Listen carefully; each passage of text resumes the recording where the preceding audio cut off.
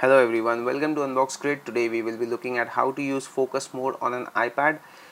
This should work on all the iOS devices in general, but today we will be looking at how it works on an iPad. To search the focus mode, it's very simple. You open the search icon or the search gesture and then put in focus over here, and you will see the focus icon. Just tap on that icon and here are all the menus. So we will see the simplest form how to use the focus mode.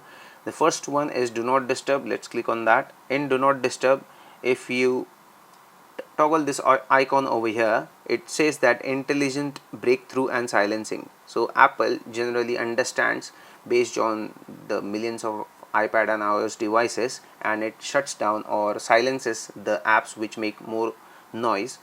So you can do that, or you can silence people. For example, you don't want someone who's calling you on a regular basis, you can put their name in here so that even if they try to ring, and if you have the iPhone and iPad synced, this won't ring. Else if they are not synced, it won't ring anyhow.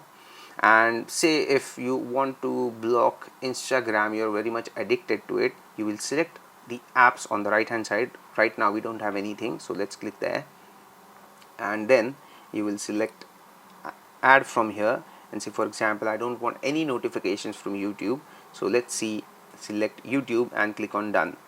And now you can block YouTube from having the notifications, but you have to select silence notifications from this option at the very top.